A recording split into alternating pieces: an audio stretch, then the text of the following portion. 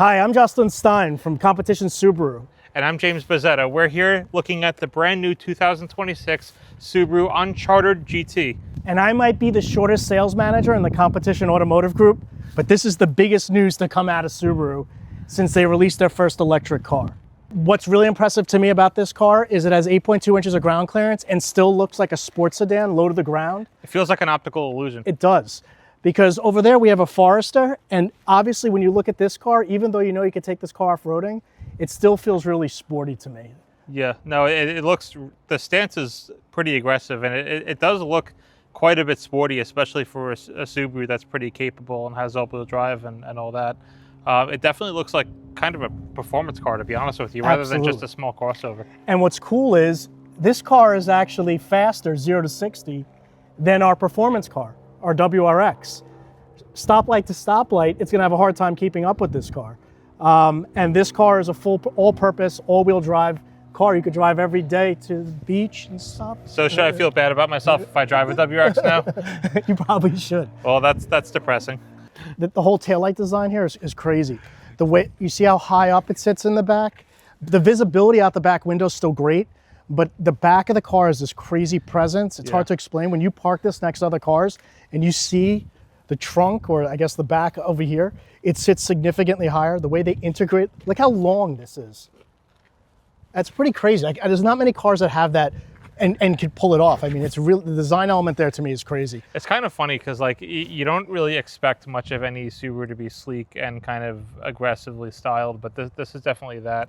You know, and a lot of people kind of complain that they're taking too much out of Toyota, but this one to me, I don't, as you said before, I don't think it really reminds me of a Toyota, but it definitely has like an aggressive kind of adventure-y look. So I actually think it's quite fitting to Subaru. What I really like about it is kind of like the hip area of the car, like this whole it's really nice. This whole body line right over here. And there's a lot of things that are worked into it cool, whether it be the door handle right over here, the thin taillight, the way that the wheel sits. I just think it's really cool. Yeah, and the comparison obviously that people keep making is that, you know, to the Crosstrek. And even though size-wise it's similar, there's nothing Crosstrek about this at all, like nothing. There is no commonality between this and the way the Crosstrek looks or it sits. Again, size, it's similar, but I like that it's different. I like that it's completely different. And you were telling me before, and I haven't seen it yet, but you could get this with a black. Yeah, so with most colors, I think on the GT model, you can get this top section over here and the roof in black, like the whole thing. So it's almost like floating above it. I still have not decided whether I like it more or less with that feature. I'm kind of leaning towards this, but I could really go either way. Right? Yeah, definitely. Even with the gray, actually the gray looks really good without the black top as well. But, you know, I just... Usually every time I feel like we go over one of these cars, there's just like a couple of stupid things on the exterior that we feel like they should have done this, but I can't really find anything that I think they should have done differently. Even the emblems, they're matte black. Yep. You know, the shark fin is black. The big Subaru displayed across the back is done very tastefully. I look at them like, God, they should have done this. It looks like it was well thought out, honestly. And I like the way it looks a lot. Yeah, look how the roof rails are integrated into the top. Look how this wing on the back, or spoiler, it's black, it matches all the accents, so it's there, but it's not obnoxious. It's not like in your face. Yeah. And obviously it has a purpose. You know? And standing here, do you see this body line? Yeah. See, look how it goes out like a Coke bottle and comes back in. I didn't notice that until I just stood here. Do you see that where the door is? Yeah. It kind of, it comes in. It's a really sexy design. It really is. Unlike anything I've seen before. The new Trail Seeker is obviously a little bit more traditional because it looks like a wagon. Right. But this has something special going on. I don't know if I would consider, it is a hatch, but it's kind of a sedan. It's like one of these coupes with 4 doors. It feels nimble. I drove it very briefly, and it feels quite nimble to me, which is, you know, I mean, we're talking about nimble. It's got a sexy look to it, and it's very well designed, and it's pretty quick. It's definitely something that's kind of uncharted territory for a Subaru, you know. There we go. There we go. What else we could talk about? I seriously didn't notice this body line though. This is kind of sick. Yeah. You see that? Yeah. And you know what? They were probably thinking about that when they put the door handle up here. Absolutely. You know, it would totally break the I body. didn't think about it that way, but now that you're mentioning that, that's probably why they did that. And then the Subaru vibes obviously kick back in with the big bottom trim piece here. I get wilderness vibes from that, just looking at that. but it's done, again, just like everything else. It's tasteful. The car is very modern looking. You know, you'd have to look at it and say, is that a Subaru without seeing the logo? And something you pointed out before, the logo in the front grille, it's not blue. All black. It's all black, and it looks awesome. Yeah, no, it really does. And like usually with Subaru, I kind of like my Subarus kept the same and have the same recipe, but I think that they ventured out with things that are kind of acceptable, and it looks all right. It's almost three-dimensional too. It's got a cool look to it. I think that is a cool new look, because a blue logo maybe doesn't go well with every single color combination out there. One thing that I like a lot, just these wheels. I mean, they're really cool looking. The halo design, other cars have had that in the past, and I'm really not a big fan of it. But it works on this car. For some reason, it works with this car, and it's just a really cool look. And on the computer, I was kind of whatever about it, but in person, I just love the way these wheels look, and they're not traditional at all. But they kind of remind me of like aftermarket Method wheels. I don't know if you've seen those. Yeah, I did. Not with the halo, but everything else, it just kind of throws off that vibe, which I think Subaru is leaning into a little bit. Cool. They've integrated it's upside down here, but the Subaru name is there, obviously, in the logo. The black logo. Yeah. It almost looks like a burner on a stove. It looks like it's ready to go. But I have to say, the other trim levels don't have this wheel, right? And I really like it. But what's funny, I was taking a look at it on the online builder before. So obviously, there's 3 different trim levels of this car. So there's the premium, which is front-wheel drive without the 338 horsepower. But then you can get just about the same car with that drivetrain, which is the sport model.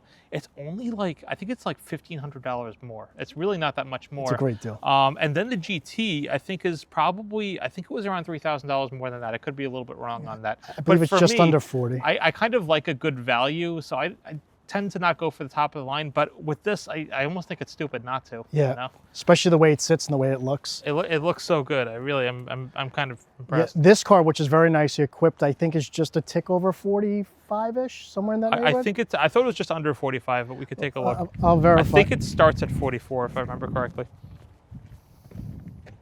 This one's 45. But with accessories, right? What? With accessories or no? Yeah. Yeah. I said the way it was equipped, yeah, just a tick over. So it's nice. Now's the part that we should really get to. Let's drive this thing. One thing I love is that Justin just put his phone in, and I'm going to put mine in as well, because we can both do it at the same time, which I think is great. I mean, you know, most other cars, even luxury cars, only have one charging port for your phone. It's definitely a good use of space. Yeah, no, I mean, it's kind of a no-brainer. And you still have your cup holders over here if you want to put any drinks over here, and you have a little cubby underneath, as well as obviously you have your door panel, so there is still places to put things as well. Yeah, there's a lot of extra storage. This feels pretty well thought out, which is really nice. I love the dash. Oh, and the pano sunroof, which is a nice plus. I love the dash. This copper element here, right? This thin, the way that it sits. Again, it's very modern. Oh, it is. Squircle steering wheel is cool. Yeah, I don't know if I'm sold on that one yet, but let me see. And by moving that back, in the Solterra when it first came out, that was an issue. You really had no good visibility. Oh, so they moved it further back in this car? Well, the updates they made to the Solterra now, the car is completely improved, significantly. I could feel the G-forces pulling me back in the seat. Oh, you slight amount of wind to be expected at the speed that we're going, which we can't show you because it's illegal, but very quiet, very smooth. I'm gonna get a taco. Do you want anything? Yeah, I would love a quesarito. All right, you want to take over? Yeah, let me try. I find the seat extremely comfortable. Yeah, did you find it comfortable? Not bad. Yeah, it's not bad at all. And there's actually a little bit of bolstering on the side. It is kind of sporty. The camera's bananas. All right, next question for you. So, the square steering wheel, do you like that or no? I'm not sure yet. I mean, I'm not into it. I wish they made it an option to have it either way, you know? Well, obviously the reason why they do it is so you can see it when you're driving straight. It's not obscuring that. Yeah. That makes sense. So you have cooling seats, you have heated seats, back of the car, rear seats, heated. How does it feel as a passenger? Nice, I'm perfectly comfortable. I thought this being the compact car, it would feel really tight, and it's not bad at all. Again, I feel that the width is probably a little bit less than the Crosstrek, but the length is definitely more. The armrest is nice. Yeah. Double jointed armrest. You see this? Yeah. You can open it this way, so I can get my sunglasses or wallet, and you could go into your side and grab your stuff. That's kind of cool. That's like just a well thought out little thing there. Yeah, that is really nice, and it's a pretty comfortable armrest. I mean, it's just, Oh, see, because I got too close. it's not happy about that. This is, don't you scratch my bumper.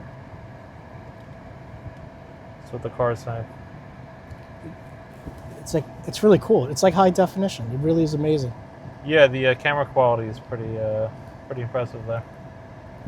Oh, you have an automatic brake hold if you want. I like that feature. Oh, Yeah. look at that. That's cool. It almost looks three-dimensional, doesn't it? It kind of almost looks like it's floating. Kind of is to a certain extent because the screen is back there. There's no body roll. Actually, corner's pretty flat. I realized I wasn't going extremely fast, but for a car with over 8 inches of ground clearance, this was very flat. Probably a low center of gravity because the battery is all the way at the bottom of the car. Absolutely. Which, you know what I just thought of? That's kind of funny because that's one of the advantages of the Boxer engine and why Subaru like this, because they were able to place the engine lower in the car. So Oh, there's a cross track. there you go. Does he want this? She didn't seem very interested. Maybe if we came out with one in orange. Again, because she's probably not sure that it's a Subaru, because it definitely gives off a different kind of vibe. I mean, but it's cool. It's super cool. Wendy's, anyone? Big Classic? Big Dave? What is it called? No, I'm still good with my Taco Bell. We can go back. Oh, it has headlight washers. You see the button over here? Oh, I forgot about that. Yeah, someone told me that. Yeah, it has headlight washers. Automatic high beam. Wild. Automatic high beams over here. No, I'm really, really, really impressed with this car. Actually, in the almost 7 years I've been with Subaru, this car has shocked me the most in terms of actually getting behind the wheel and driving it. Obviously, I love all the Subaru cars. I've been impressed with what they've done with the new Outback, the new Forester, the hybrids. Obviously, the WRX is amazing. But for some reason, this car has had, I don't know, I love it. I like the way it drives, I like the way it looks. It's very comfortable. It stops, it turns, it kind of checks every box for me. Me speaking personally, if I was to get a car from Subaru right now, this is the car. Yeah, I don't disagree, and it's comfortable. You can live with it on a day-to-day basis. I drive a WRX. I love my WRX. And the idea of them coming out with a small EV SUV, I was like, here we go again. And I am shocked at how much I like the car, but also not only the way it looks and the way it drives, it's got a little bit of character to it. Yeah, It really is kind of a fun little car to drive. And I never would have thought I would have said something like that about a small EV SUV, but I quite frankly like the car a lot. They knocked it out of the park. Yeah. This car, like I said, checks every box. for me. 45 grand. Yeah, I mean, that's Forester touring money now. Yep. And it is compact. The interior is small. Usable though. But if you don't need to take around a ton of people, if you're just taking around 4 people, it's plenty of room. The trunk is actually surprisingly pretty large, and it has a huge opening to put things into it. It's not pretending to be a massive car, but for me, I could drive around with my 3 kids in here, absolutely no problem whatsoever. Yeah. I like it. Definitely 9.5 out of 10. It checks a lot of boxes. Yeah, definitely a biggest surprise factor, that's for sure. Pleasantly surprised at the very least.